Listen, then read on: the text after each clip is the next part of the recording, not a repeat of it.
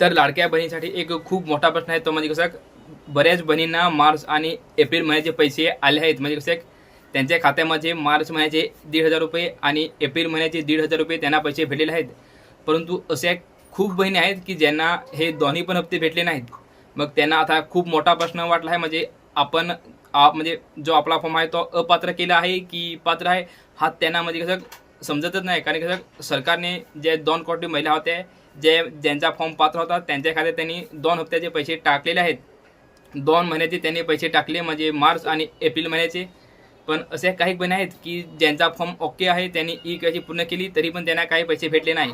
मग त्यांना आता डाऊट आहे की आपला फॉर्म अपात्र केला असेल. कारण कसं सरकारने 66 लाख महिला अपात्र केल्या आहे. त्यांना आता हे पैसे भेटणार नाहीत. त्यांनी कसं 66 लाख महिलांना लाडकी बहीण योजनेपासून त्यांनी वंचित केले. ते आता या योजनेचा लाभ घेऊ शकणार नाहीत. आतापर्यंत सरकारने कसं जे अपात्र केलेत त्यांच्यासाठी त्यांनी काही उपाय म्हणजे कसा सांगितला नाही आहे आणि कसा म्हणजे भविष्यात पुढे येऊ शकतो. पण आता सध्या तर नाही आहे. तर त्यांनी काय करायला पाहिजे, तर जोपर्यंत कसा सरकारचा ऑफिशियल जी-आर येत नाही तोपर्यंत कसं आपण नक्की सांगू शकत नाही की त्यांना परत जे अपात्र बहिणी आहेत जे 66 लाख त्यांना परत संधी भेटेल की नाही भेटेल.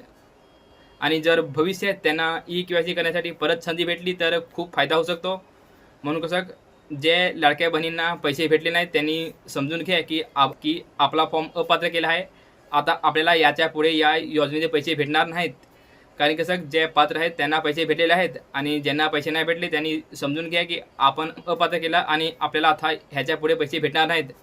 म्हणून मी असा करतो की एकदा तुम्ही कसं मला कमेंट करून सांगा म्हणजे किती महिलांना पैसे भेटले आहेत आणि किती महिलांना पैसे नाही भेटले आहेत.